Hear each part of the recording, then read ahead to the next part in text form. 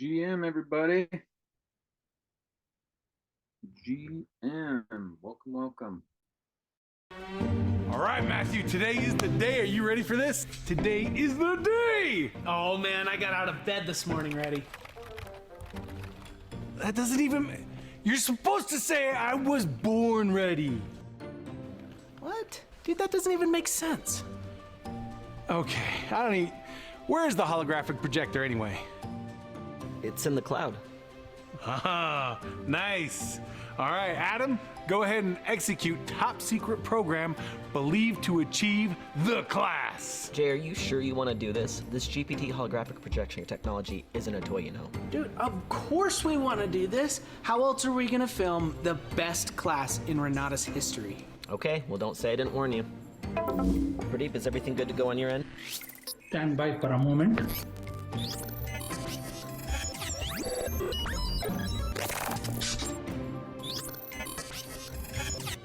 We are go for hollow projection. You are go for project launch. All right. What?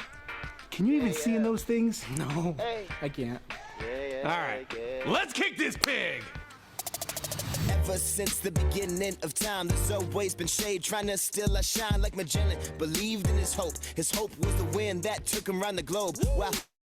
He got spherical, let me get lyrical. It always takes faith to make it a miracle. They refuse to believe that you can fuse a light, but that's my Edison. Took the dark out the night, maybe the medicine ain't got wrong or right. Cause whether you think you can or you can't, you're right. If you tryna be fly, then you best be right. Cause those brothers are accredited with the first flight. Whatever you think, you're right. You right. Whatever you believe, it's true. It's true. We choose who to become by what we think and do. GM. Fantastic music video here.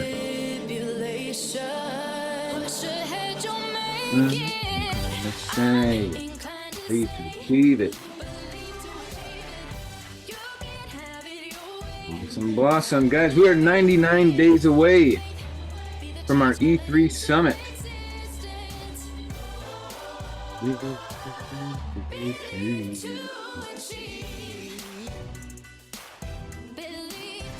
Tomorrow, or today, this morning. I'm sorry, I had no idea that the due dates were Wednesday. Believe to achieve. Okay, let's get into this. 99 days to E3. Awesome. Okay, good morning, everybody. Welcome to Wealth Wednesday. Let's get this party started. GM. And big congrats to those of you who got your sales in last week. One thing I know we haven't covered with the new people in a while is the pay schedule is a little bit staggered, meaning that if you get a customer to pay, you don't get your commission right away. You have to wait 7 days, and then another 5 days, and then it's the next Tuesday or Friday. So the most it'll ever be is 15 days. The shortest it'll be is 12 days. But what that means is that essentially today's the last day to get orders in that will pay you in July. Anything else you put in is going to pay you in August, which is fine, except for if you're having goals, monthly goals you're trying to hit, then you got to make sure you get these orders in. I screwed that up once trying to win a contest, and I missed it by a couple days.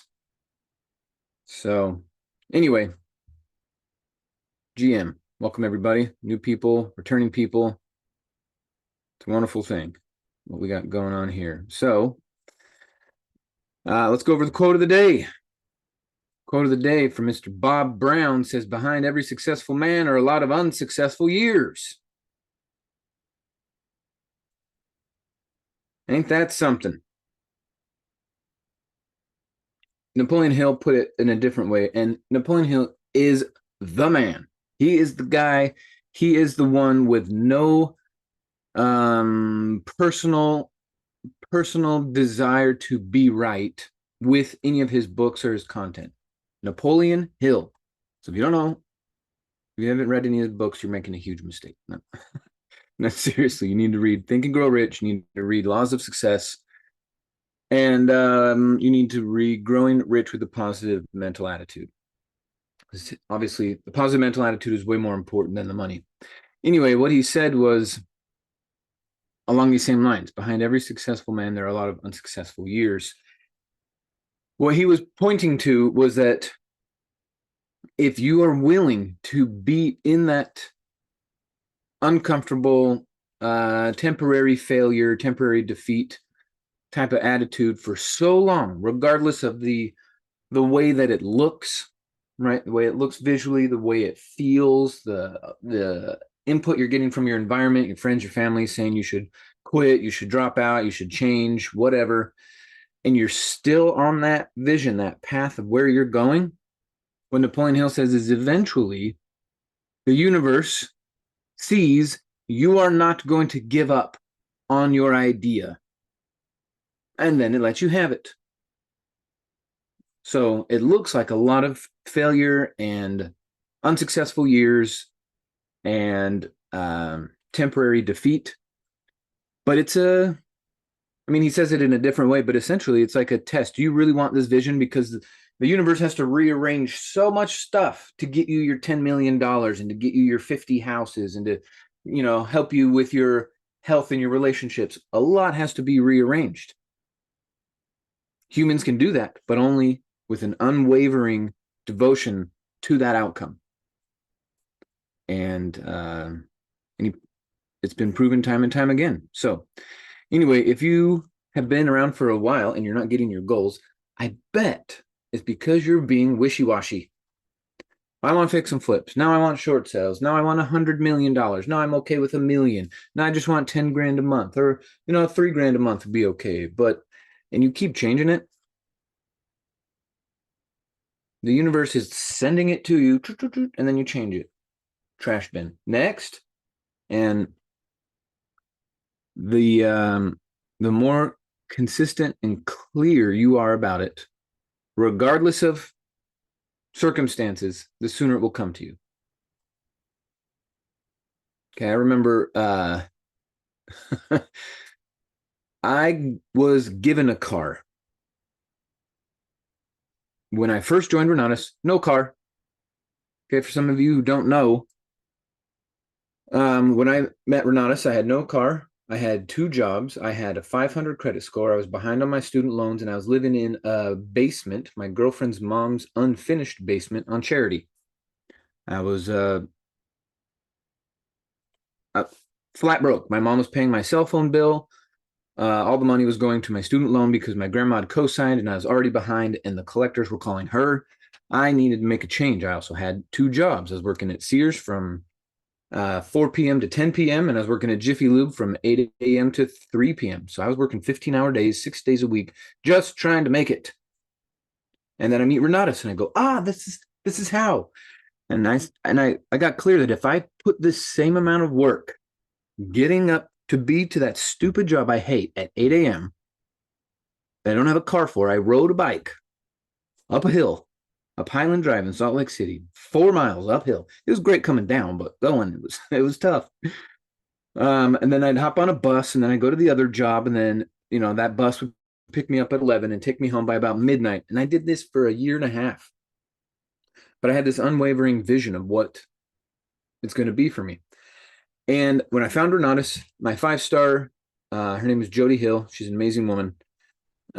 She said she closed on a big deal, made a bunch of short sales, and bought a new car. And I asked her, what is she doing with her old car? It was a 1998 Mitsubishi Mirage with 298,000 miles. And she said, you can have it. And I was like, what? I said, yeah, you can have it. We'll put down $1 on the thing because there has to be some sort of, trackable transaction thing. But she gave me that car for $1. I don't have to ride the bus anymore. This is incredible. Guys, Renatus. It's just the vibes here. So, my point is, when I was driving that goofy car around, the AC didn't work. In Utah, the summers are 100 degrees, dry as can be. So even if you put your window down while you're driving, you're just drying yourself out. You're not cooling off, right? Like the moisture being sucked out of your body.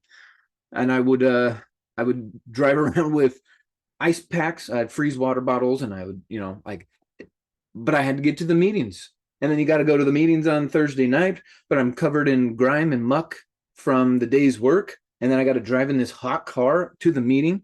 So I would change my clothes in the bathroom at the office. I'd get there a little early so no one knew that I showed up in an oily t-shirt. And I just had this vision. I know what it's going to be. I'm going to make millions of dollars in Renatus. I'm going to change hundreds of people's lives, and I'm going to do several hundred deals. And that's what we're after. While driving that car around, I looked at the stupid Mitsubishi steering wheel and the tiny little car and the 300,000 mile odometer. I'm like, any day this thing's going to just explode. And I saw a different type of car for myself. And that's what it started with, is this clear type of vision of what you're going to get. So even though my eyeballs were looking at a Mitsubishi, I was looking at a BMW. I felt a BMW. Whenever I opened the door, this is a BMW. Whenever I closed it, whenever I walked out to it. And I remember going to some prospects' houses to do follow-ups. And when I'm in my suit and when I'm speaking and my numbers and my deals, looks one way. When I show up to your house in a 1998 Mitsubishi Mirage, it's a totally different story. And I remembered the guy, hey, come on in. And then he looked past me and looked at the car and goes, you drive that? Yeah. But in my mind, it's a Beamer. Now that Beamer's sitting in my garage next to my Lincoln and my Mustang. So grateful. That clarity while you're sitting there, while you're playing, even when he didn't mean to make fun of me or try to put me down, but he was just like, I'm about to sign up with this guy and spend 25 grand, and he showed up in that. But you know what? Brush it off. I don't care about people's judgments. I know what Renatus can do for them. And so that day he bought an advanced combo. He spent 10 grand. I made a $5,000 commission, and I drove away in my crappy little car, making more money than most people in America. So this process works faster when you stay clear on what you're after. Once you get it, then change it. But don't go wishy-washy with that stuff, or it's going to take forever to come to you.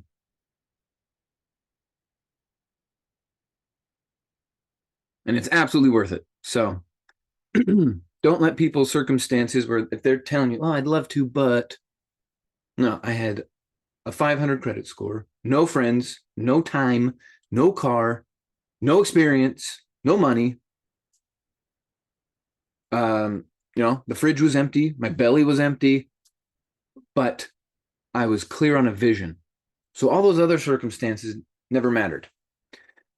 And it was easy for friends and family and different people looking, even the guys I was working with at Jiffy Lube and Sears, to look at that and see how unsuccessful I was for so long. But that's all outside circumstances. It's all gravy, baby. I know where we're going with this. And it all piled up, the compound effect, into creating a life by design. So I wish that for all of you. And thank you for showing up to Wealth Wednesday, where we work on that life by design. So GM to that. Okay, a few more people joined. GM. Hey, 99 days till the E3. I'm about to send out a bunch of emails and texts to people who haven't heard from me in months, and some people for over a year. Well, I guess we messaged them about the other E3, but it's time. TikTok, baby. 99 days. Do you have your tickets? I had a bunch of people on the Monday leadership call going in and buy their tickets. And oh, look at that. Daine Clark. Congrats to you, Dale. It's a great looking picture, by the way. I haven't seen Dale in a while. It's great to see you up on the leaderboard. Congrats to Becky, Nate, Ryan, Debbie. Well done, everybody.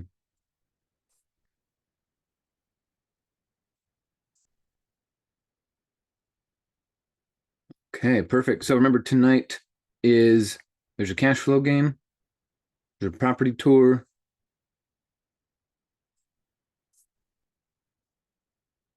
and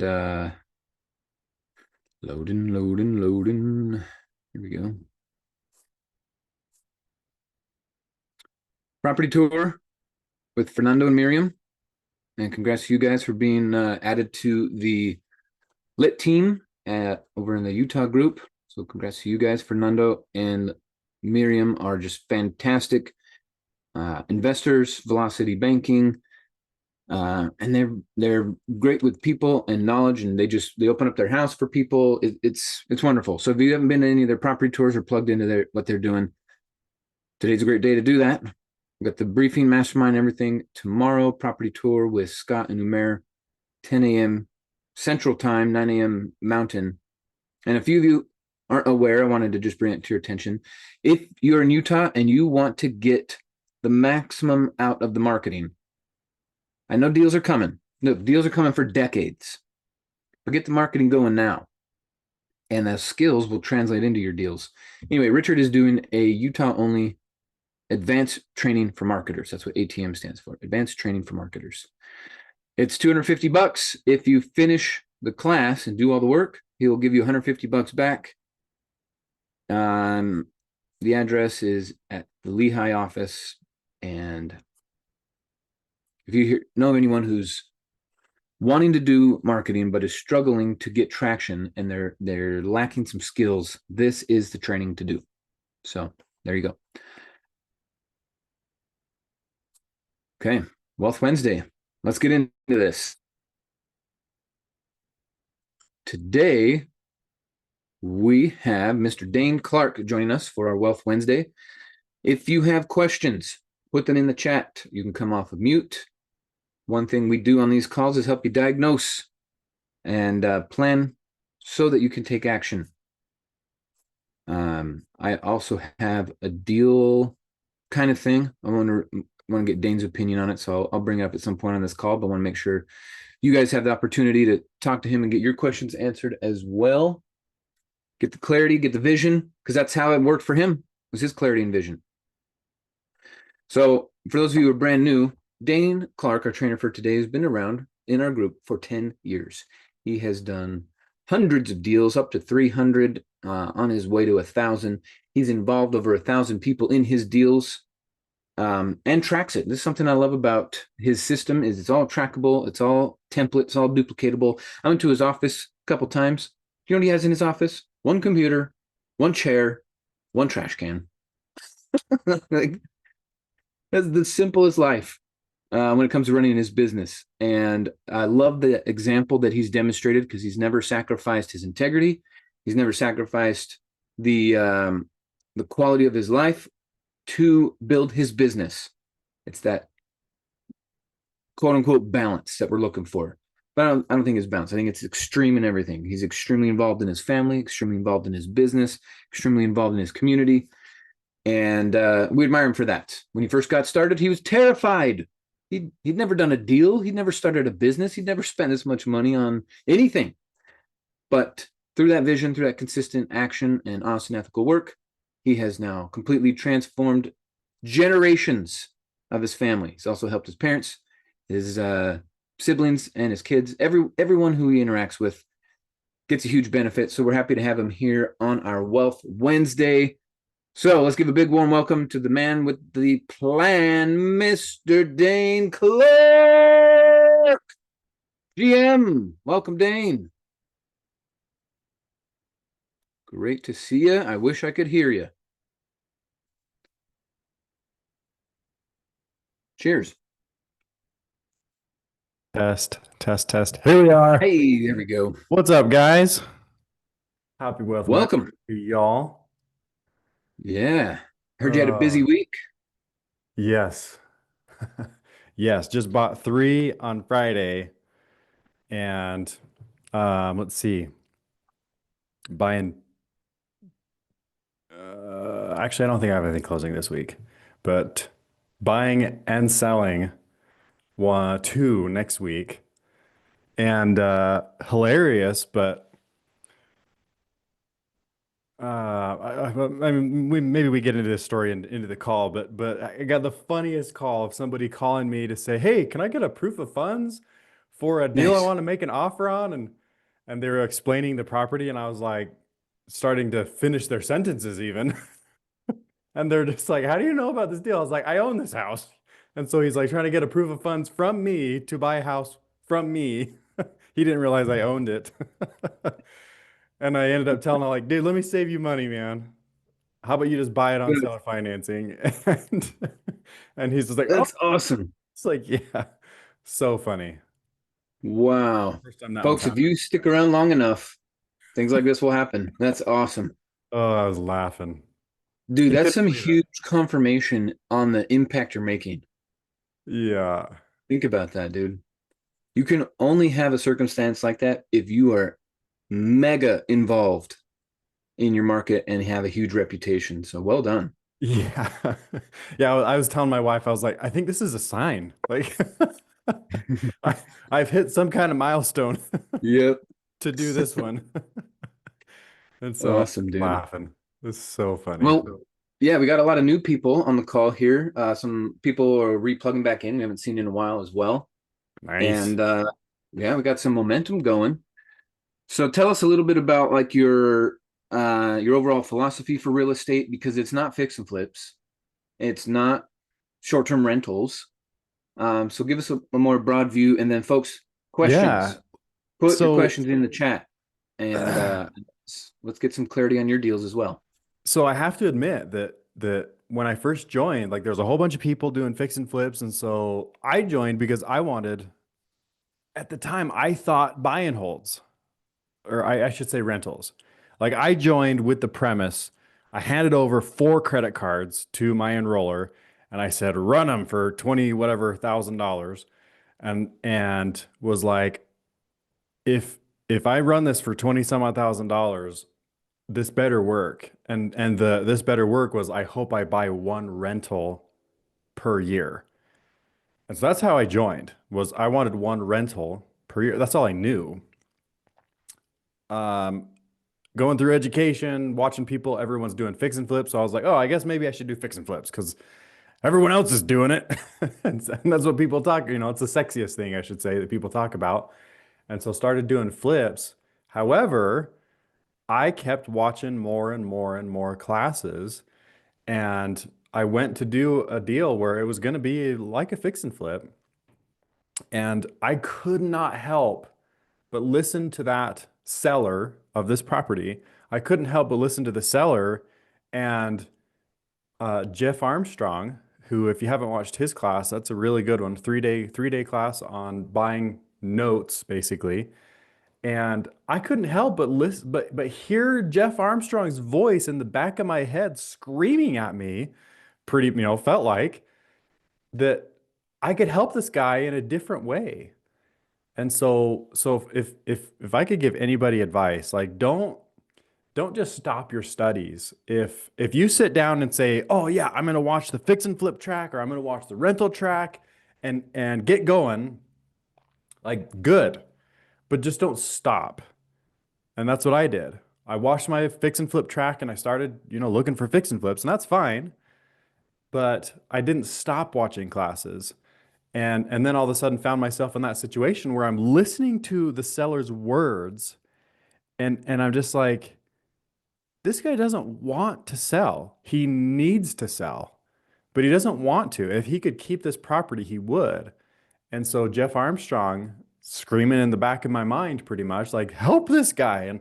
And so I say the word, and I was so new. I was so new.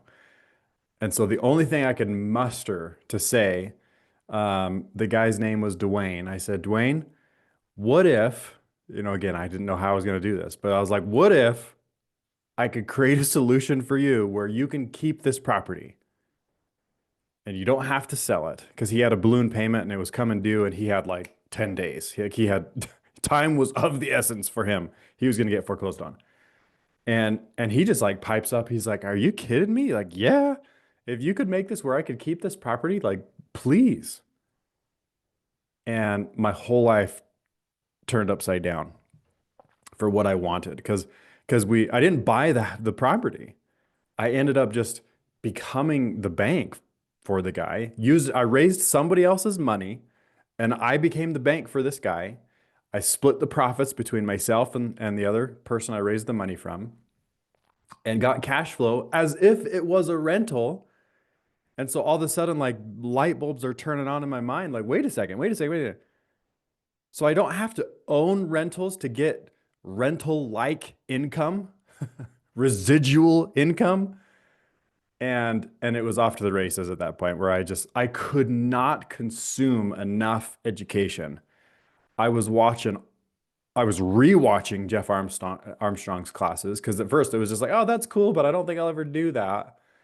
Rewatching Jeff Armstrong's classes just so that I could get a grasp on how he does it so I could go and do this accident deal that I did. Because if anybody who's ever watched Jeff Armstrong's class is like, well, Dane, you didn't do it the way Jeff Armstrong did. No, I didn't. Jeff Armstrong just gave me the ideas. And then so did Whitney Stark in the Raising Money, and so did Matt Sorensen in the Raising Money and Partnership class. And so joining those people's ideas, those instructors' ideas, was just like, here's how we're doing this deal. And then Tony Scotti entered the picture, right? He was not an instructor of Renatus when I first joined. People knew him, but he was not an instructor. And then all of a sudden, we have this new class that Tony Scotti's teaching, and I missed the recording. I remember hearing about like, oh yeah, like they're gonna do this, and I couldn't make it to the recording of the actual class, and so I just ended up hearing from all my buddies and friends that watched the class being recorded live and was like, dang it, why didn't I just like cancel everything and make it to that recording? And I had to wait for however many months it was for Renatus to edit it and get it up online, and bam, finally Renatus gets it up online. Felt like an eternity after hearing from all the testimonials. And then I binge watched Tony Scotti's class. And I knew from that moment on, that's what I wanted. I joined Renatus thinking I wanted rentals, but in reality, from further educating myself, I realized I just wanted residual income, like very passive residual income. And that's what I thought rentals would be with my, let's call it my uneducated mind. But that was it. I was like, let's do this. And I will admit that after watching Tony Scotti's class, it probably took me like a year to really like put my system together. Because by that time I had done a couple of flips and I had bought a couple of rentals, and I was just like, I love Tony Scotti's thing, but I didn't want to quite do it the way he did it. Yeah, correct myself there. And I was like, okay, I have to build a system And this is what I love about Renatus is it's not like, oh yeah, do like a deal or two or one a year. It's like I was getting these ideas like, don't even start unless you plan to do 100 of them. And so that's what I like mulled over for a year. I was still flipping houses and doing some stuff, but I mulled over and said, I will not start doing this unless I figure out how to do 100 of them. And as soon as I saw that path, I was gearing up for that year and I started buying one a month of these seller finance type deals. And then it's just grown from there. And I've got dozens of them now. And I've sold the same house multiple times in multiple situations even. Like this one, I ended up, let's call it buy it back for because I didn't foreclose on the house that I'm selling. But I sold this house on seller financing. And long story that we don't necessarily have to get into, but I chose to help this person out that could no longer pay and said, hey, let me help. I'm not going to foreclose on you. Let me help you. And so I ended up with the house and now selling it again. And here I am selling the same house a second time on seller financing. And oh, crazy. And everybody in this transaction is like, thank you, right? Even the seller. Because I told him, I said, I don't want to foreclose on you, but let's help you out. And just changed my life. It's crazy to think that I wanted a rental a year when I first handed over my credit cards and said, run them for the Extreme Plus combo or what, let's see, what do they call that? The Epics combo. I want the whole thing. In fact, I don't think they called it the Epic combo back then, but as soon as that was a thing, I was the Epic combo holder. I said, give it all to me. Run those 4 credit cards, max them out at 20. How old was I? 24, 25. I think it was 25 or 26. And said, do it. And I wanted a rental a year. Crazy. I should do the math. Let's see. I'm curious what it's turned into. Obviously, I got a slower start, but now, I mean, we do like one a week. Still, like, I have to like pinch myself. I don't blew my goals out of the water, destroyed them, changed my life. But yeah, so that's what I do now is I'm sitting here in my little office. It's very small. It's maybe, oh, let's see, 6.5 feet wide and about 10 feet long. And it's attached to I call it the man cave, but I've got like an 8,000 square foot man cave. Or let's see, let me do the math. So it's 100 feet wide by 60 feet long. So times, whoops, what is that? 6,000? Yeah, okay, 6,000 square feet. 3,600 of that is heated and cooled. And so I've got a 6,000 square foot man cave, or let's say the 3,600 square foot man cave. And my little cubicle office. Just it goes to show how much time I spend.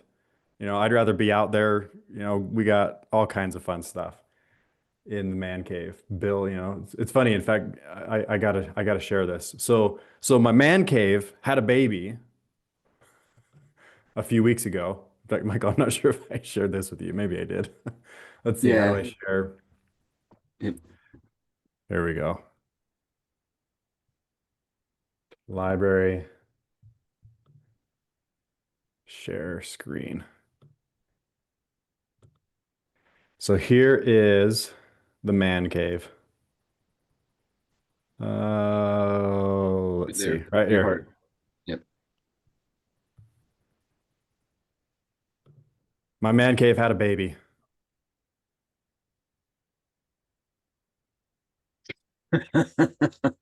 Built a building inside of my man cave and pulled it out. Oh, so funny. But just Is that your tractor or is that the neighbor's? no, that's mine. Nice. Oh yeah, like dude, it's crazy. Like I I don't love just like bragging and say, oh, look at me. But dude, Renatus changed me.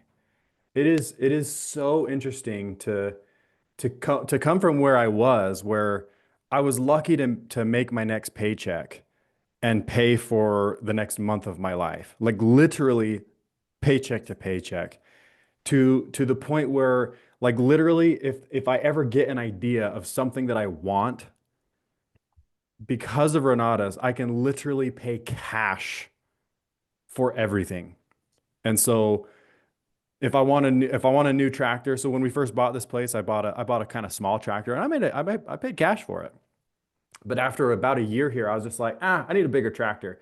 And so I just went and paid cash for a bigger tractor. And so then I had a big tractor and a small tractor, paid cash for both of them, and was just like, I don't think I need the smallest. I ended up selling the small one. But financially, like it is so weird to just think and say, oh, I want this thing and I have the cash to pay for it. And I don't have to sell stuff to go buy it. It's like, no, let's buy it. And then sometimes I get lazy. Like, for example, my wife says, we just had kid number 5. And my wife says, oh, I want a Sprinter van. And she's like, I want like the nice one. I want the one that has like the 360 camera. So like you can't crash the thing. And because they're like 20 feet long. And she's like, I want the really nice one. So we got the one that's got a lift kit and tires and all-wheel drive and all kinds of stuff. I just went and paid cash for the sucker. And it's interesting because we paid cash for her really nice minivan before that. And so then I was joking with my wife. I was like, we literally have enough seats. Let's see, the Sprinter is a 12 passenger, the minivan was 7, and then my Bronco is 7, and so we've got 14 plus 12, 20. I'm not a head math. 26. Was that 26? I'm Yeah. not a head math person. We have 26 seats. That's a bus. That's a full-on bus. Yeah. And then I literally sold the minivan yesterday. We've had that Sprinter for like 4 months. Because I don't know. It's so weird. Like money just I don't care anymore. It's like, whatever. Buy this and buy that, pay cash for all of them and like no debt. Dude, Renatus changed me. I never even dreamed of being able to do these kinds of things. I wanted one rental a year when I joined Renatus. Like, oh, crazy. Anyway, I don't mean to brag. Do it. We need that inspiration. Brag But all day. But the beautiful thing about this is that like I'm not like an anomaly. Like anyone could follow my same path. When I joined I came from milking cows, afraid of humans, joining Renatus helping me realize that like people aren't scary, like people just need to be talked to in a certain way. And then you can make money. And if you follow those rules, like success is no respecter of persons. Like that is true. Respect is absolutely, or sorry, success is absolutely no respecter of persons. You just do the thing that successful people do, or you stop doing the thing that non-successful people do, and you get halfway there. But you start doing the thing that successful people do, and it's literally no respecter of persons. It's inevitable that success comes. And so, changed my life. Absolutely changed my life. So Steve was listening to your story, Steve Cook, but he's not clear. What was the strategy that got you to that point? Well, what's the path? So, I know you said you started out wanting fix and flips because that's what everyone was doing, and then looking at rentals, and then listening to that man's problem because he didn't want to sell. He had a property and didn't want to sell it, but he had to sell it, and then something clicked in your brain. Yeah. So basically, for the last 7 years, well, let me put it this way. I wanted to flip houses because everybody else was doing it. The first time this happened to me, I was trying to buy a property that I was going to end up flipping.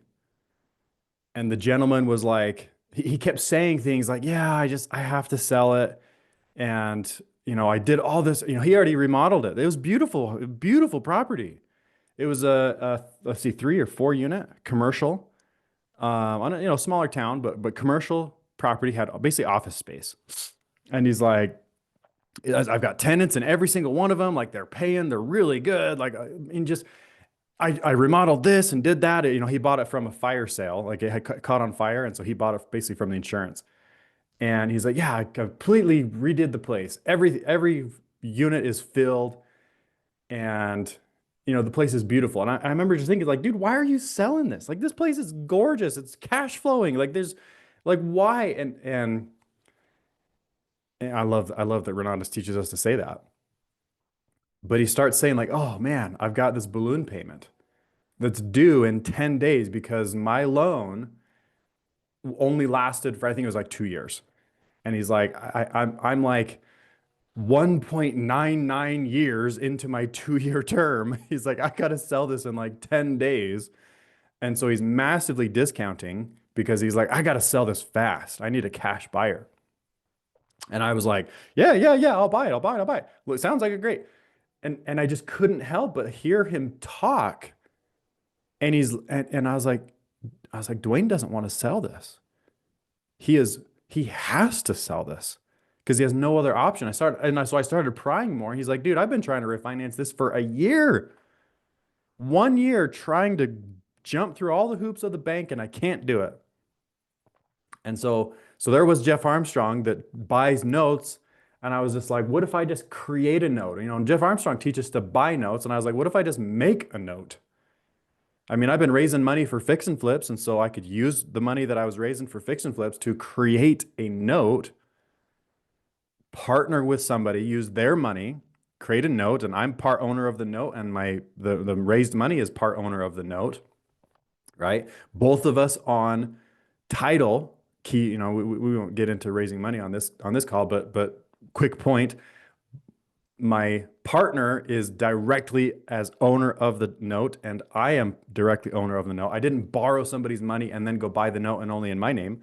Like, me and the partner are directly on title of the note, or on the note, I should say, and did the deal. And so I cash flowed and he cash flowed, and I became the bank and used Jeff Armstrong's mentality to create the note, the type of note that Jeff Armstrong likes to go buy. I was basically like, okay, here's what Jeff Armstrong likes to buy. How about I just create the type of note that Jeff Armstrong likes to buy, but I won't sell it. I'm going to keep that sucker and we're going to cash flow. And so that was my first taste of becoming the bank. And like I said, there was no classes necessarily of becoming the bank, but Jeff Armstrong was the best thing I could get to say, okay, here's what Jeff Armstrong buys. I'll create a note like that. And so then I went on and tried to do more fix and flips. Oh, we'll get into that, Denise. No worries. So then I went and tried to do more fix and flips, and to further the story and basically answer Steve's question. So I was trying to flip a house. I was under contract, really, really good house. Like, the guy inherited the house. He lived in. He was out of state. So I'm in Utah. He was living out of state. He inherited this house, and his poor father, for the last his final days, basically just started losing it and didn't really take care of the place for the last several years. And so he inherited this ugly house, like really, really needed some help. So a great fix and flip. And so there I was, under contract to buy it. Needed to close within like 10 days or something like that. And we had a trip planned. And so my wife and I are walking through the streets of Disneyland down in California. And I'm like putting the deal together, like walking through the streets on the phone, like, oh, we got to get on a ride. Okay, yeah. We're, waiting in line, hang up the phone, ride the ride, and then jump right back on the phone after the ride's over. And my wife was like pissed, rightly so. And so there I am, like trying to put this deal together and upset, my wife's upset. And I finally just like snapped and was like, okay. I won't do this deal. But I had watched the wholesale classes. I had never done a wholesale in my life at this point, and I was still pretty new. And it was just like, okay, how about I wholesale the deal? to somebody else. And I was like, I needed 400,000 and I had 300. And so I called somebody else and said, hey, do you want to buy this wholesale? And they're like, yeah, this is a great deal. And I said, hey, I already have 300. You need 400. So if you bring the other 100, I'll bring the 300 because I had raised that money for it. And I said, and I'll just be your bank. And so again, like accidentally had the opportunity to become the bank. And I said, yeah, I'll be your bank. You flip the house and you make more money than I do, whatever. And we'll do the deal. So second accidental, I guess, becoming the bank. And I made money on that deal. Sure, I didn't make as much as I was flipping houses. So, you know, sure, paycheck was smaller, but it was crazy because it was like set it and forget it almost. I became the bank using someone else's money where I partnered with that person.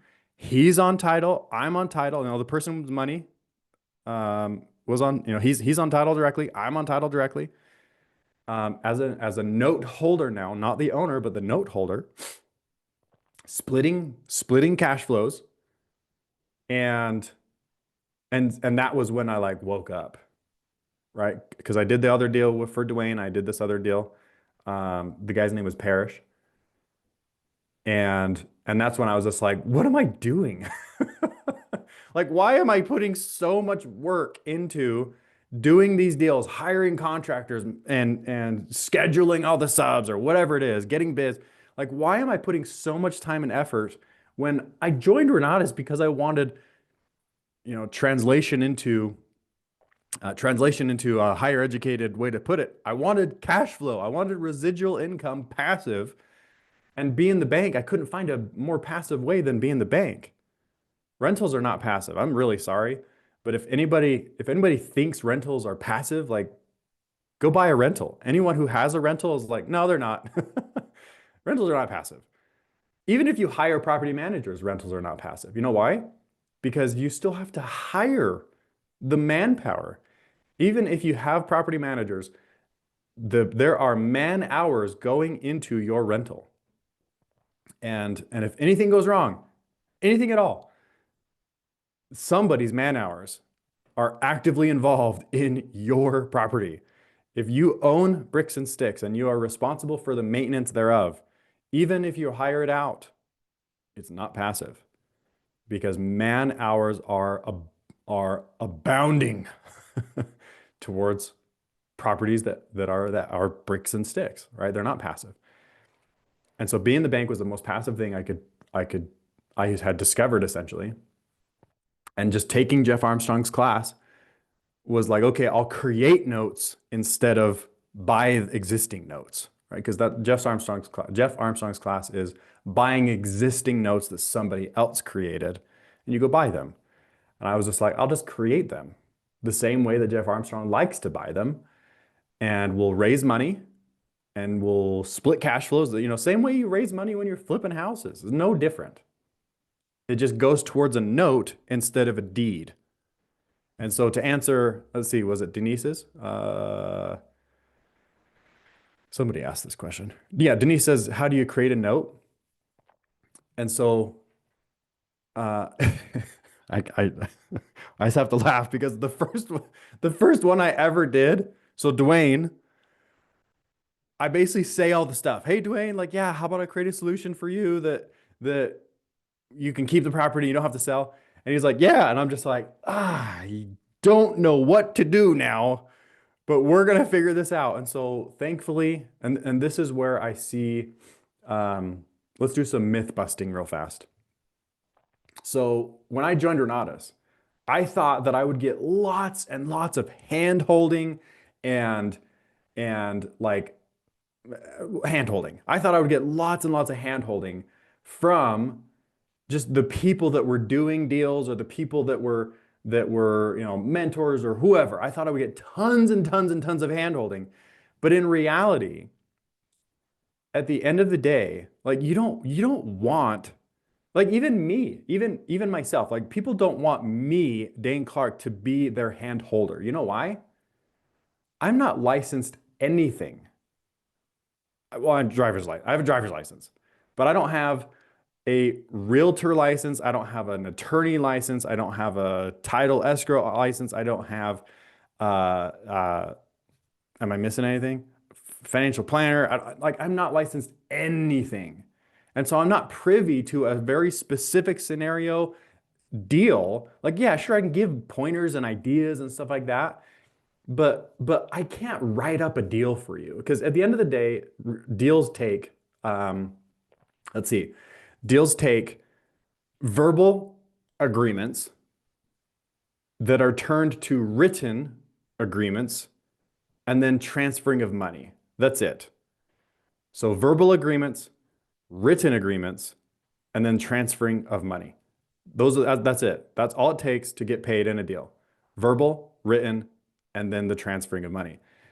And so yeah, like I can give people ideas about the verbal stuff, but the writing up, I'm not an attorney. I'm not a title agent. I'm not a realtor. I like nothing. And so it would be hard to be like, for some people like, yeah, Dane, like you don't want me. Because if I'm looking at a deal, like I'm not an attorney. You want the professionals. And so I was so grateful to learn this concept of the hand-holding comes from those licensed individuals. That is their craft. Like that's what they're licensed to do. And so there I am, said, yeah, Dwayne, let's help you with this deal. Let's help you keep it. And I'm just like, crap. I don't know what to do next. And so I had the title company help me write up the paperwork because I got the verbal down with me and Dwayne. It's like, yeah, I'll help you make a solution so you don't have to sell it. And then thankfully the title company helped me write up everything we needed. I basically told the title company, here's what we're doing. Me and my partner are going to give this guy a loan. Here's what we agreed on. We're going to charge him 12% interest or whatever it was. We're going to charge him X amount of interest and charge him some fees, whatever. And we're going to split it. So where he gets paid this, I get paid this. And the title company's like, cool, we do this every day. And so the title company wrote it all up and I had no idea what was going on. Not a clue, but they held my hand from start to finish. Yeah, right. Sorry, who was that? I'm going to put you on mute. So anyway, they held my hand from start to finish, helped us structure where myself and my partner were now on public record directly as ownership of the note of this property, and says Daine gets paid, right? If anybody who has watched Chris Albin knows exactly what I'm talking about. The paperwork says Daine gets paid, and we were off to the races. And so then the second time that happened with the fix and flip, like same thing, like, oh, well, this is different. And so I'm like panicking, like, and thankfully I had licensed professionals where I was like, here's what I told him. Like, here's what I told him I would do. And again, I'm like lost. Could not finish this deal out to save my life. And thankfully there was licensed professionals where I was like, here's what we said we're going to do. And do you know what that means? And they wrote everything up. We did the deal, and they were able to help me write up and say Daine gets paid on the paperwork, right? Because those are because again, three things. First, verbal agreement. Second is written agreement, whatever that is. And typically that's written up by somebody who is licensed to do so, that is a professional. And then the last is money transfers, whether that's like a big wire transfer one-time deal, or if it's a monthly payment type of deal, whatever it is, money transfers. And so, and so yeah, so I hope that answers your question. How do I create a note? Don't.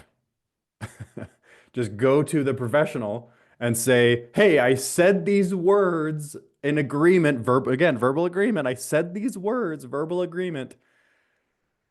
Help. Please help me. Right. And you don't want the hand holding to come from someone like me or someone, anybody else in the community, unless they're licensed, of course. I mean, we got a lot of licensed individuals in the community, yes. But those are the ones you want that hand holding from. because that's what they're paid to do. That's what they went to school for, if you will. Okay. And write that one down. Like, remember that one. All you have to do is verbal agreement, written agreement, and then the written agreement spells out how the money transfers, and then the money actually transfers. And if you did it, and if you did the verbal thing correctly, and you got the professional to write it up, it basically says you get paid, and here's how, and what happens if you don't get paid, and what are your rights if you don't get paid? Like, what are you allowed to do? Are you allowed to foreclose? Are you allowed to take the property? Are you allowed to whatever? What happens if you do get paid and everything goes perfectly? But also, what happens if you don't get paid? What are your rights to do to take what do they call that? Take action, basically. If the written agreement doesn't come to fruition, what are you allowed to do? And this is where I see people get this wrong, and we don't have to spend the time talking about this, but this is where I see people get it wrong. Is the written agreement doesn't spell out, or they don't use the type of written agreement that gets recorded on public record. Because like a written agreement could be like a promissory note that just says, hey, like, here's the promissory note of what we're going to do. But the problem with that becomes, what happens if it doesn't work? And what are your rights with a promissory note? Like, good luck. Like, do your best to get them in front of a judge. Like, if somebody doesn't pay on a promissory note, that's your best option, is you have to get that person in front of a judge, and a judge has to say, okay, pay them. Oh, you can't pay them? We'll garnish your wages or whatever. And so that's why I really push, like, okay, I want to be on public record attached to this property.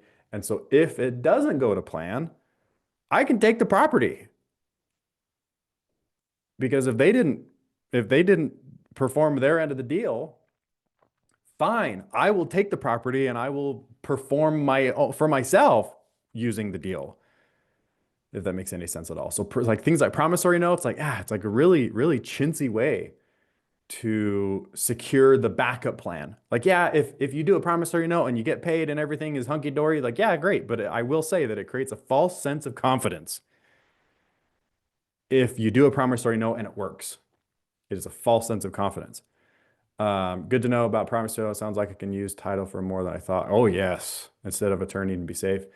Yeah, and I'll follow that up with, yes, title companies have their own templates in-house that they can do trust deeds and deeds and notes and all inclusives and all that kind of stuff. But it's not going to be bulletproof like what an attorney would do. And so you get what you pay for. Yeah, title companies have free stuff. And they will write up. If you just say, hey, just here's the interest and the term and whatever, like, they have their templates and they'll punch it in for free. And that's how I did my first couple, was free. And then I made some money and I was like, okay, we're going to hire an attorney. And so I paid an attorney lots and lots of money, and he built me a whole system that's automated. And anyway, now that we've done 300 some odd deals, it makes sense to do that because I already made money first. And so yeah, I didn't hire an attorney on the first one. Just said, title company, help. I said these words, and now we need to put them into legal jargon, and they had their templates. And yeah, if I look back on those, I probably could find them. If I look back on those, like, yeah, like, it said it on the paperwork, but if I had to execute plan B on that first one, like, yeah, like, we would have done it. We could have foreclosed. But it wouldn't have spelled out, like, down to the penny of what happens, like my agreements do now. Like my agreements now are literally, okay, if this happens, then we can do this. If this happens, we can do this. If this happens, like, it's very, very detailed. Where that first one was just like, okay, either he pays or he doesn't. But you can still foreclose if he doesn't pay. And so I mean, you get what you pay for. But still, we use the proper documentation that plan B, if they didn't pay, I could go after that property, versus like a joint venture. Good luck. Take them to court. A promissory note. Good luck. Take them to court. Let's see what else would be kind of hard to go after. I mean, those are the two main that come to mind. Promissory note and a joint venture, because you're not directly on title. There's nothing you can do. Even like a notice of interest, like that's better in my opinion. If you do like a notice of interest attached to title, better, but you can't foreclose on a notice of interest. It basically just forces a conversation. So anyway, great questions. All right, let's see. I think I saw one that I missed. Tim Davis, three main thing. Yes, verbal agreement, written agreement, and then money transfers. And that goes for a lot of things, like raising money. Let's say you're raising money, then you make a verbal agreement with the person you're raising money from. They're like, yeah, that sounds good to me. I like the idea. Watch your straight line persuasion. Yeah, that makes sense. And so you verbally agree to raise money from that individual, and then you do your write-up, and then they wire money to whatever deal you're raising money for. And so I mean, you didn't get paid per se, because that money is to be used to get paid, where everybody gets paid. But same idea, raising money, verbal agreement, written agreement, money transfers. Real estate deal, you verbally agree to buy a house or to sell a house on seller finance or whatever. You verbally agree, and then you write up the agreement, and then you transfer money, or they transfer money every month. So like this one yesterday, where he calls me up and is like, hey, can I get a proof of funds? I want to make an offer on this house. And he starts explaining. I'm like, is the house like this and this? And he's like, yeah, how do you know about this? It's like, oh, I own that house. And I said, and so I knew right then and there, like, okay, let's talk about this. And so we agreed on, he'll buy it for 183,000. He's going to put 13% down, and he's going to pay 10% interest. So all these verbal 10% interest. I'll let him go interest only payment for 5 years. And because his intention is actually to just fix this house up beautiful and then to refinance me out. And so I say, I'll just put 5 years, but honestly, if you want to go more than that, then be my guest. Like, I'll make 10% for ever if you want. Go right ahead. And so verbal, and that's actually what I was doing right before I jumped on, is writing up the agreement to say, okay, there's all the verbal things we agreed on, 183, 13% down, 10% interest only payment. And now that is going on to paper. I'll sign it, he signs it, and then he gives me the 13, so then money transfers. He gives me the 13% through the title company. And then he gives me, it was like almost $1,400 per month. So again, money transfers. And so done deal. Verbal, written, and then money transfers. And if he doesn't, because of the written, it's like, oh, well, I'm taking the property back if he doesn't. Anywho, I hope that like turns on some light bulbs for some people. Bruce Holt says, Nicole calls contracts class amazing. Write that one down if you have not seen Nicole calls contract class. Beautiful. And so, all right, I'm just reading through here. Any more questions? Did I miss any? Did I miss any questions here? These accidents wouldn't have happened without taking action to begin with. Yeah, exactly. Yeah, Bruce nailed it. So Denise says, Daine, are you private, not hard money? I don't know what a hard money lender is. Like, I can't find hard money in the dictionary, and Google is not that helpful. And so hard money is like a slang word, I guess. Like, so I don't know what that really is. I usually just say private because I'm just like a guy. I'm not like a licensed loan officer or anything. And so I just say, yeah, I'm private money, but here's my jam. Here's what I do. I will help with purchase money. And typically what I'll tell people is I'm kind of a hybrid. Like, I tried to bridge the gap between what a lot of people think of as like a hard money lender that's a licensed loan officer and a silent partner. Because what I wanted when I was raising money, I mean, I guess I still am. When I raise money, I want that silent partner that's just like, yeah, verbal agreement, written agreement. And when they transfer the money in, they just transfer it in and they just sit there silent and say, okay, do your deal. They twiddle their thumbs a little bit. And then I say, hey, we're getting paid. So I want that silent partner that just kind of sits back and says, Daine, do your thing. And so I tried to bridge the gap between what a lot of people think of as like a hard money lender or a loan officer or whatever, and a silent partner. And so when I'm lending money, I just say, yeah, I'll wire the money in. You do you. You do your thing. Don't make me a monthly payment. Don't owe me upfront, whatever.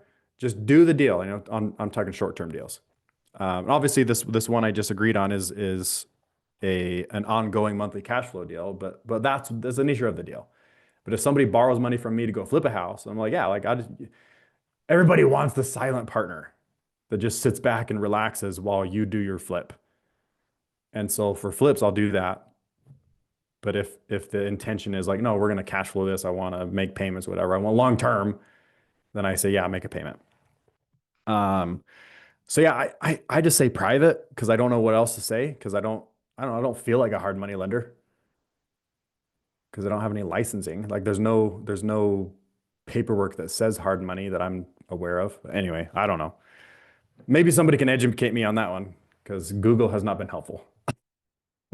I don't know what a hard money lender is. Also, we don't use Google anymore. We use Grok. Yes. You got to Who's Grok Grok? it. You know who Grok is? Is Grok Elon Musk?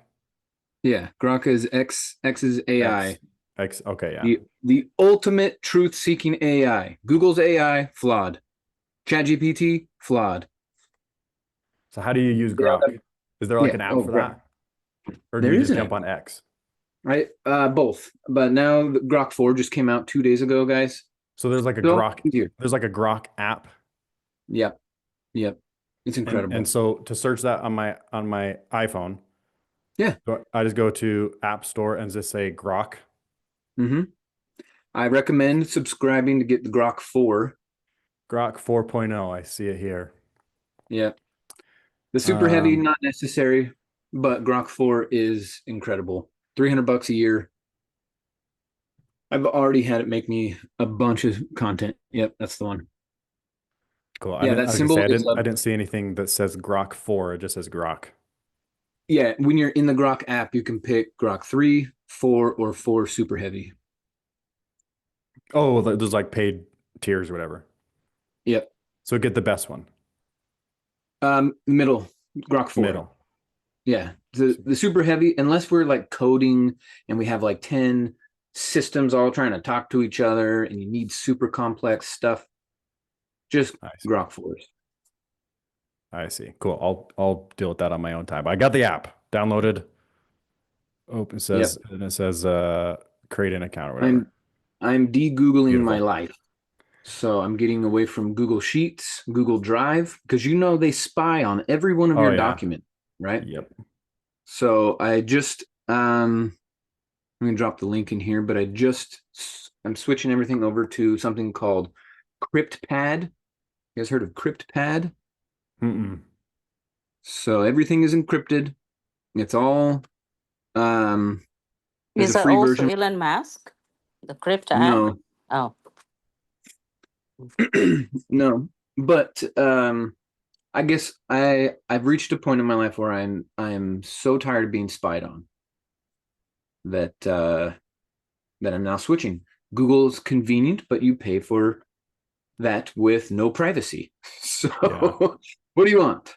And it's not like I'm doing anything shady or I need to hide anything. It's just super unnecessary. And it's the opposite of liberty. So Benjamin Franklin said, those who are willing to sacrifice liberty for safety deserve neither. Got a point. So anyway. All right, let's see. Denise says, a Renatus member and I are looking to partner. I'll get hard money and she'll cover the gap. Title can title help with that too? I'm new. Yeah, absolutely. And so it depends on how you want to do it. And there's multiple ways. I'll give you a couple ideas. And again, I'm not an attorney. I'm not a financial planner. I have a driver's license. That's it. Not licensed anything. And so just ideas to grok. I guess it's gotta be the new, like, oh, did you grok that? New verb. Yep. did you, Yep. you know, no longer did you Google that. Did you grok Mhm. that? Mhm. Okay. And ammo to grok, to put into grok. Um, uh, you could do things like, I always forget. I have to remember like my jingle, if you will. So there's a thing called joint tenants, and there's a thing called tenants in common. And the way I remember the difference between the two is joint tenants, think about marriage, how you would be jointly making that decision, or jointly with your spouse would be making those, would be buying a house together. Where if you and your spouse own the house in joint tenancy, is the grok ammo joint tenancy. If one of the spouses passes away, then the other owns the property in full, right? So basically, the one, if there's, because there's two parties. Let's see, who was that? Denise. Denise says, hey, I have me and a partner, and we want to buy property together. So you do joint. If you did joint tenancy, if one of you, heaven forbid, gets abducted by aliens, then the other one would then own the house in full. All right. So that's why I say joint is like, mostly like stuff like that would be like a marriage where one spouse passed away, then the other one now owns it in full. Tenants in common. So again, more grok ammo. Tenants in common is more like partnerships where let's say you and the partner own the house, tenants in common. And the beautiful thing about tenants in common is you can say, oh, now I want to say, I want to specify ratios. With joint tenancy, it's just 50-50. Both of you own that 50-50. With tenants in common, you can actually spell it out and say, okay, I own this house 30%, or sorry, other way around, 60%. And my partner owns this, I'm not a head math, 40%, right? So with tenants in common, you can specify and say, okay, this is the percentage of ownership. And both of you are directly on title. Both of you will have to sign to buy it. Both of you will have to sign to sell it. And so both of you are owners directly on public record on title. And so you could do something like that. Again, just an idea. Or let's say that you're like, you know what, I don't want that partner to have to sign everything, or maybe you don't want them to, right? Because I guess it's more of a convenience thing or desire for decision making, because now you're both decision makers because both of you have to sign.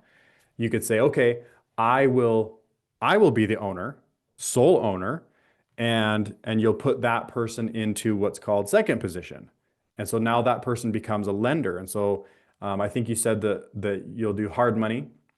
So basically you'll have purchase money from a lender, and then she'll bring the gap, and again, gap is there's nothing to search. Like gap lenders, like that's not like a thing. It's a slang word. But you'll have somebody as like a second position lender, if you will, to bring the rest of the purchase money. And that person would take second position. They have no voting rights on what you do with the property. Yes, they have to sign to release their lien. But that's the only thing that they can dictate is again, number two is written. So verbal, written, and then money transfers. In the written agreement, in this second scenario where they become basically a second position lender, the only thing that they can sign off on yes or no is did the written agreement get satisfied? Yes or no? They can't dictate how much you sell the property for. They can't dictate who you hire on a property or a realtor. They can't dictate on who you hire, contractor, nothing. They can't dictate on what color you paint the walls, nothing. Like they literally have no rights. They are just, do I get my interest money? And the beautiful thing about this kind of structure too is you can say, oh, I'm going to pay you like a partner. You can actually dictate that in a second position loan. I mean, you could do that in a first position too, but in a loan, you can dictate and say, hey, I will pay you like a partner, meaning you will get a percentage of the net payout that shows on the settlement statement at the title company. And so you can pay that person a percentage of profit and be, effectively on the title as a second position lender. Or you can pay them an interest rate and say, hey, I'll give you X, Y, Z, whatever, percentage set in stone interest rate, either one. And they're again, they have no voting rights as far as what you do, who you hire, when you sell, how much you sell, whatever, none of that. The only thing they can make decisions on is, did I get what was agreed on, yes or no? And then they would sign off on that property. So a couple ideas, or let's see, we talked about tenants in common, joint tenants, second position lending. You could go create an LLC, and this would be very similar to tenants in common, like almost identical, to be honest, as tenants in common, minus it's one step removed. You go create an LLC and you say, okay, I am percentage owner of LLC. They are percentage owner of LLC, and then the LLC is on title. And so it's just one step removed, but effectively tenants in common. Sure, limits liability, that, you get the benefits of the LLC essentially. And I even have people that will do tenants in common with LLCs. There's just two LLCs that are tenants in common, and that's fair game. And so let's see, I'm trying to think anything else that would be like valuable to share in this scenario. I mean, honestly, on your first one, I'd stick to something like that. Tenants in common, use two LLCs or personal names, either way. Second position lender. I mean, that'll get you like 90% of the deals out there. Because you could do like PPMs and you could do a whole bunch of slew of things, but those ones are simple and those are the ones I see most often. And so, yeah, so let's see. Denise says, okay, you're not in a group of private money lenders. Let's see. You're not in a group of private money lenders that work together. I'm not sure if I quite understand the question. Not in a group of private money lenders that work together. So I have, and maybe this will answer your question. So I have a whole slew of people. If anybody's seen my box training, we're getting deep into this. We're getting deep into this. So yeah, let's save box training in depth for next week. But yeah, cool. Just a brief overview. In a nutshell, there are 4 categories that every human within the United States will fall into when it comes to real estate. They will be, first, they want to be involved in real estate, but they want to be passive. They want to twiddle their thumbs and have deals presented. 2, they want to be involved in real estate. So much like the first, they want to be involved in real estate, but they want to be active. They want to be negotiating their own deal. Basically like me and everybody else, me and you and everybody else on this call. They want to be actively involved, finding, negotiating, raising money, hiring contractors, like basically doing the deals. So actively involved, right? So there's the first 2, passively involved in real estate, actively involved in real estate. And then the second 2 are they own real estate. So the story about Dwayne, they own real estate, but they have an underlying problem, and you're going to help them because they have a problem, and you have education and resources and network and all kinds of people and hand-holding, professionals for hand-holding. And so people with an underlying problem, you're going to help them. Last but not least, not interested. They don't want to be involved in real estate. Real estate's taboo, and there's always a story there. Always. And so you're just going to hear their story. I love hearing these stories, because then oftentimes a person who feels heard likes you. And then they call you back and say, hey, remember when we were talking about that thing? You were told me about, there's 4 things. Like, I think I'm jumping boxes pretty much. I just got an inheritance because a family member passed away, and I got a whole bunch of money, and I think I want to be passive now. Can I give you money to do real estate? And this is like years down the road, like true story. This happens a lot. All right. So 4 boxes: passive, active, property with a problem, and then not right now. Real estate's not taboo, whatever. I don't want, get out of my face. Okay. So, I'm trying to remember where I was going with this.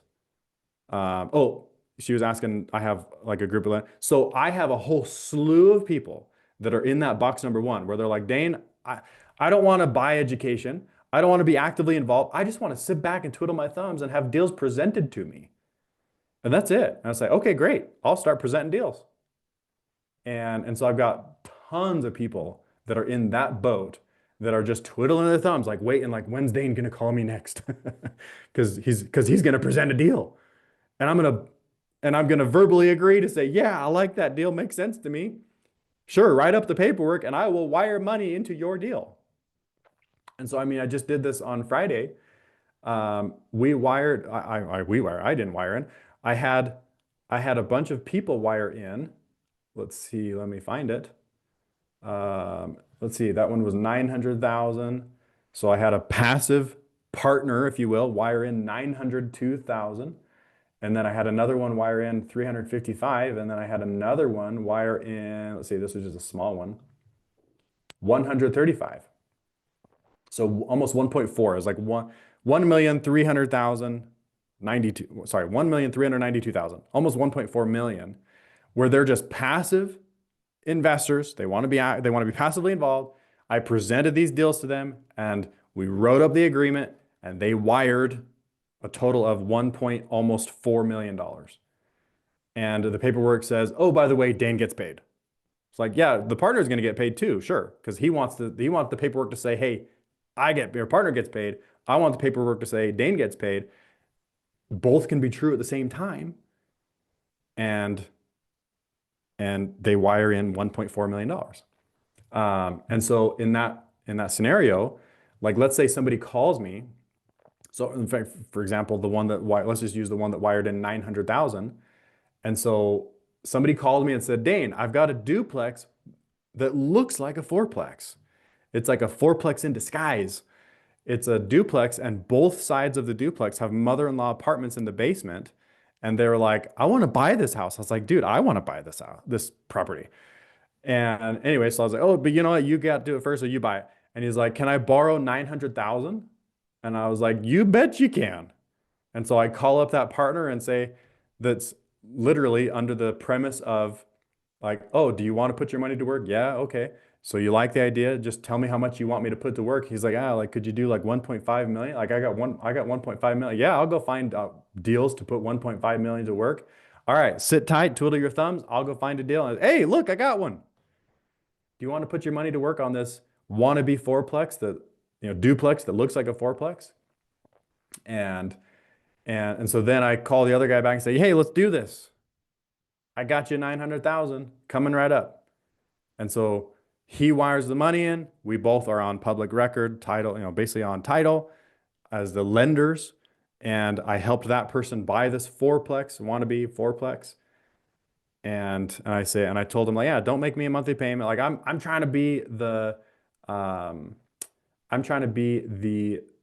cross between a silent partner and a lender. I say, yeah, don't make me a monthly payment. Just do the deal and then pay me off when you're done. And so he bought the house, and I help tons of people like that.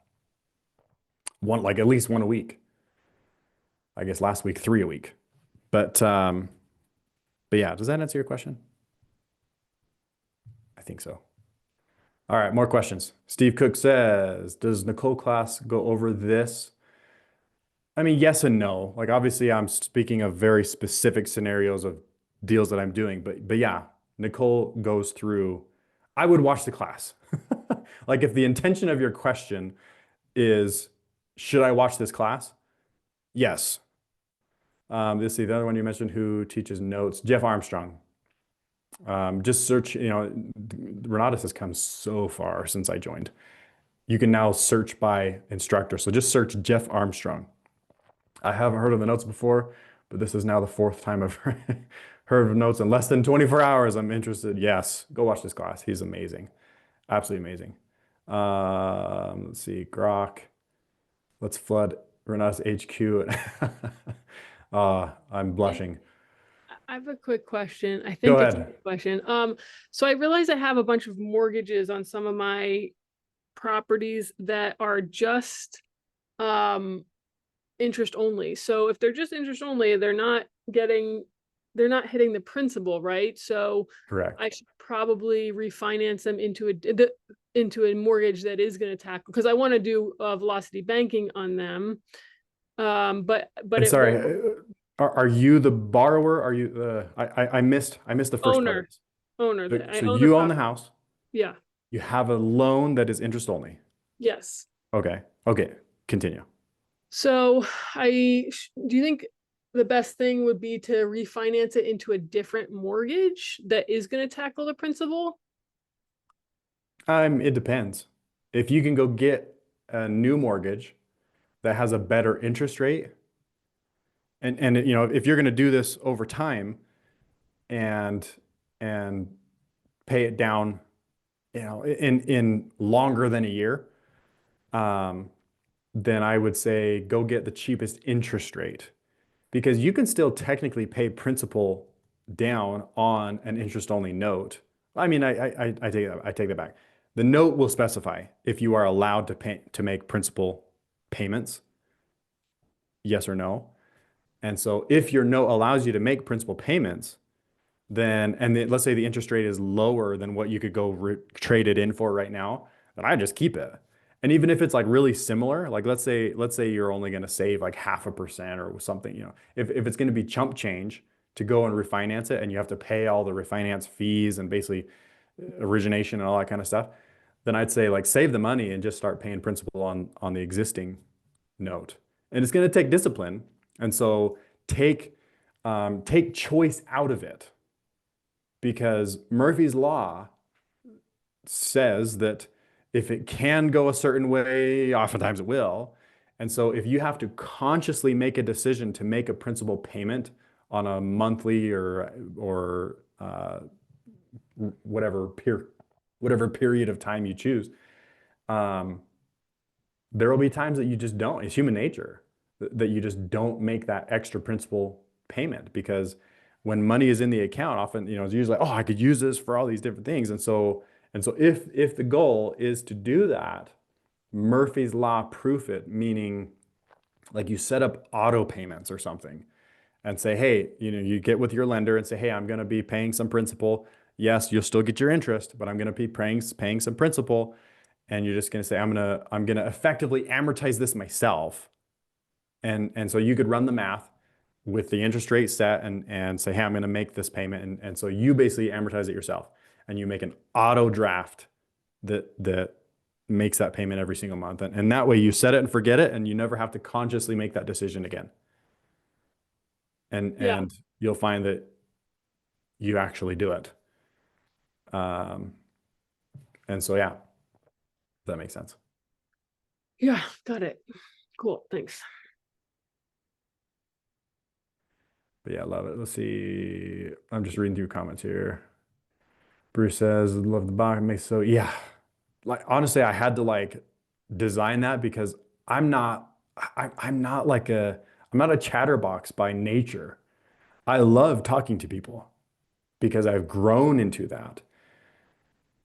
But I don't just like whip things out of my mind, if you will, to come up with topics of conversations. And so I just have to make these like these little ideas of like, oh, all humans are one of the four. And my job as a detective is to just figure out which one every human in my life is. And so if I pull up my contacts, and I've got 3,000 contacts on my phone, I can go through and be like, oh, this one's this box. This one's passive. This one's active. This one's, oh man, this guy had some stories and didn't want to talk about real estate, or this one started as I don't want to talk about real estate and now they're passive, or now they're active, or they call me back and say, hey, I got this house and I know you were talking about it. Can you help me? Can you help me? So they went from real estate is taboo to number two, like, hey, I got these problems with real estate. Can you help me? And so that just helps me structure my conversations, because again, I'm not a chatterbox. Right? Some people would probably call me an introvert.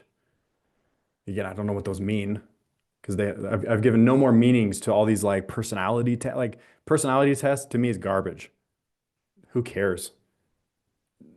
And we could go deep into that, but we won't on this call. Maybe on a future call. But let's see. So you're doing syndication with the thumb twiddlers. Yeah. Again, I don't know what syndication is, but if it's essentially like, hey, do you want to do a deal? I've got this much, so let's say that $900,000 deal. And I said, okay, I've got this $900,000 deal. I've got this many thousands of dollars. if you want to put this many, so I lend on every single deal I do. I put my own money in because that's the law.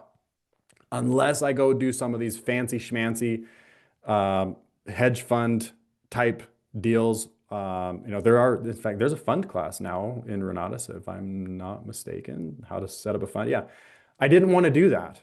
And so I follow very specific rules so that I don't go create a fund. I lend my own money on every deal and I get paid last, if at all, actually. The paperwork says if at all. And so so the $900,000 deal, I say, hey, I'll lend this much money, you lend this much money. Now we're partners. I get paid last, if at all. And so if that's what syndication means, then yeah. But in reality, if syndication is a legal term, then no, because I don't do syndication from a legal standpoint. I'll do deals where I lend my money, they lend theirs side by side. We're both on title. We're partners. And they're even like preferred stock kind of where they get paid before I do. Let's see. So how do you get paid when you're connecting the lender and the buyer? I am the lender. And so I lend my own money. My partner lends his own money or her own money. And so now we are now partners essentially in the same paperwork. I get interest on my money, they get interest on theirs.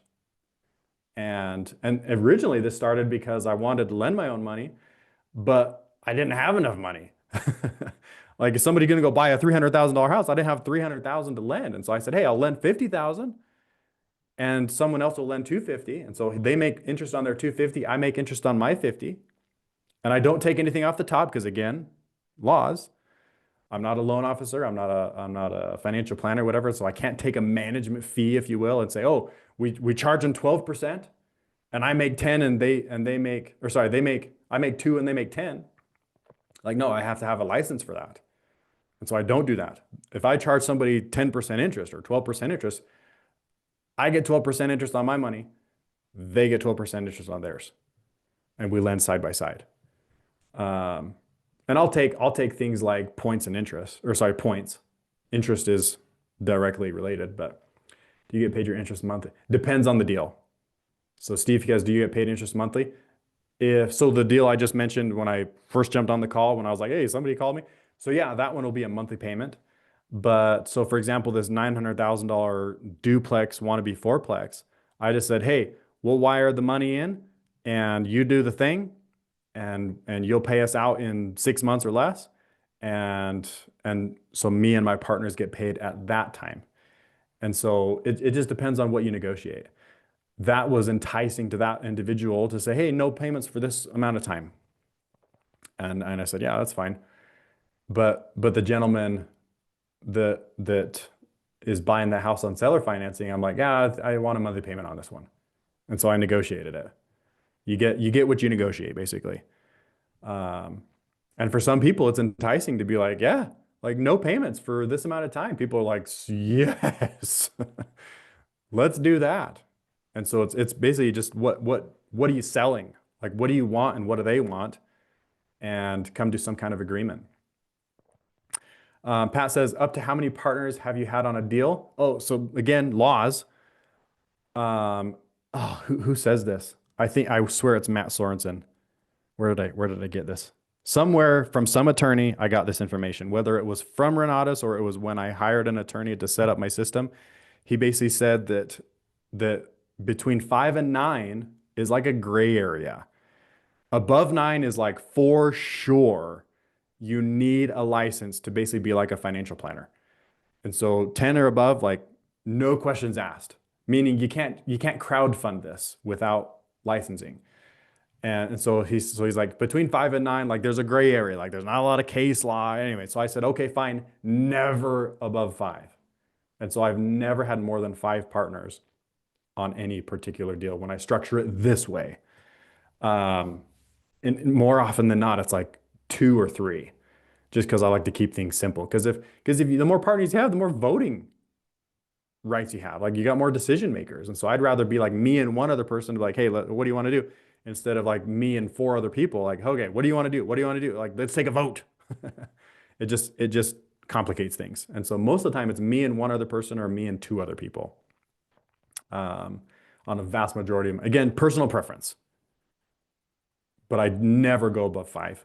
The only time I've ever had 5 recently in recent years is because in my list of all my passive network, if you will, that want me to present deals to them, if everybody's like maxed out, and so I got to make change to go do a $300,000 deal. It's like, okay, let's finish off what you've got available, 50,000 here. Well, you got 70,000 here, or whatever. And so then we got 5 people to make change just because everybody in my network is maxed out. That's a good feeling when everyone's like, yeah, I want to lend this much money and every penny of that is working. But yeah, let's see. Steve says, how do you determine sorry, something keeps popping up. How do you determine to get payments? How do you determine to get payments during or in a lump sum, assuming it's situational? So let's say somebody's flipping a house and they're like, yeah, like we're going to remodel this and then we're going to sell it. Then in that kind of situation, I mean, basically think about this through their eyes.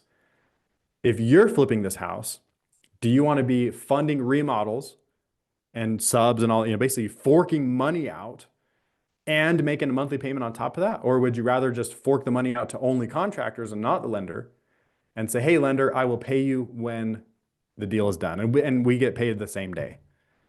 Or do you want to be funding all the remodel and the contractors? So just shelling money out, outgo, and making a monthly payment to the lender. If you're a fix and flipper, like, no, you don't want to be adding that stack of money going out to pay the lender and all the contractors. And so that's where like it gets really sexy, where I'll tell like somebody that's flipping a house, for example, be like, yeah, don't make me a payment. In fact, the way that I say it is like, let's get paid the same day. I'll be like a silent partner. I'll wire the money in, you do the deal. And then when you sell the house, we both get paid the same day. Like that's like sexy to fix and flippers' ears. They'll be like, yes, please. No monthly payments. But like the example of the deal that I mentioned on the first of this call, he's going to turn this into a long-term rental. And so he's going to do some remodel, yes, but he's going to cash flow his property for a long period of time. And so I said, let's just do a monthly payment, because then, you're cash flowing and basically like, yeah, you'll do some stuff to the house on the front end, but your ultimate goal is to cash flow. And so his goal is to try and get tenants in this in like the first couple of months. And I said, hey, how about you make an interest only payment so your payment's lower? I won't even charge you escrows, which again, a whole nother conversation. I won't even charge you escrows, so your payment is really, really low. And so he's motivated to hit that property cash flowing as fast as possible, right? A lot of this I'll make decisions based on what motivates people. And so I'll say, okay, monthly payment. So that way he's like, okay, I'm going to try and get this cash flowing ASAP, get tenants in there. And then he said, yeah, I'm going to refinance you out. And I said, yeah, but I mean, I'll just do the interest only payment. So the payment's going to be low. And so he's like, he might be motivated to just make that payment for potentially years. And so it's all what you want to motivate them. And so I motivate, so me charging an interest only payment motivates him to get the project done fast and get it cash flowing, and also gives him more apt to be like, yeah, like I'll refinance that when I get to it. Right? You see the psychology behind this is like, yeah, monthly payment, we'll keep it low, whatever. So that way he's cash flowing ASAP, but also like not crazy motivated to refinance me like fast. And so there's a chance I'll make interest on this for potentially years on this particular deal. And so yeah, like really it's case by case. Like you try to negotiate what you want out of the deal and how you want to motivate them, and then vice versa, what they want out of the deal. Scott says, when you, Daine, become a silent partner for a fix and flip, I'm in the first flip challenge, how much of the flip do you fund? So typically on a fix and flip, I just tell people like, hey, default, most people put 20% down. However, I'll do more than that. The most I've probably ever done in fact, I just did, in fact, one of the ones that we just funded. So on Friday, I actually funded 100% of the purchase of that fix and flip. And here's how the guy got me to do it. He said, Daine, I own this house and I want to buy this house and I want to flip this house I own. So he's like, I own this house and I have $300,000 of equity or something like that. Lots of equity in this house. And I told him, I said, I don't fund 100%. I just don't. I've got too much on my hands to have to, when there's more money in the deal, I want to be more involved. And I got so much going on that I can't. And so I just say, I only put enough money in the deal that I will literally be like, you do your thing. And if there's problems, then I'll get involved. And so he said, okay, how do I get you to? And so he's like, okay, I got $300,000 of equity in this house and I want to buy this house. And so I said, okay, fine. I will lend you the down payment on the house you already own. And I will lend you the first position on the house you want to buy. And effectively now I'll fund 100% of that purchase. And so that was a creative way for that guy to break my mold where I was like, okay, I got two houses essentially that I loaned on. I lend him some down payment money on this house and the entire purchase on this house. And so, but if that's not an option, then typically where people are putting anywhere between that like 20% down to 10% down, give or take. And it just depends on the deal. If it's a really good deal, I can fund a lot more. If it's kind of a tight deal, like maybe a base hit, then I have to fund a little bit less. In fact, here's an easy way to do that. Take your ARV, multiply that by 65%, and I have to come up with that much or less. And it just can't be 100%. And so that's the easy way. But again, just reach out to me. If you got a deal you're looking at, say, hey, Daine, how much would you give me on this? Then I'll go, we've got a whole system that is automated at this point where people gather information for me and it spits out a number and says, hey, here's how much you can come out with, Daine. But yeah, great questions. Did I miss any? I don't think so. But yeah, we're 9:52, so we got more next week. Bring questions. And sorry, Michael, I know you said you had a deal you wanted to go over. Yep, all good, all good. I'm glad our students are getting the juice that they're thirsty for. This is some great content. This is real life, in the trenches type stuff, folks. And so the only thing that's required on your end is action. It's not going to be perfect. Totally. It's going to be a little goofy, a little messy along the way, but that's what this community is for. Action is required. Go for it. Massive action in the direction of your dreams. It's going to work. Totally. And make sure that you know who that person is that's going to do the hand holding. And you don't want me. Like, I wouldn't want me as the hand holder. You want that attorney, title company, that realtor, that whoever it is. Be networking with those people that when you have the deal, you call them up and say, hey, I got one. And they're going to do their licensed work to help you. Biggest takeaway. That's a CEO. That's that CEO mentality right there. Totally. So Coolio, go have conversations. Come next week. Let's help you out. Anything you need. All right, folks. Get more people involved in our community. It's a great way to say thank you and how you appreciate what we're doing here. All right, folks. Thank you. This was awesome. Thank you so much, Daine. Thank you, Michael. Thank you, everybody. Yeah. Wonderful. Totally. All right, Appreciate guys. y'all. Take care. See you soon. Bye.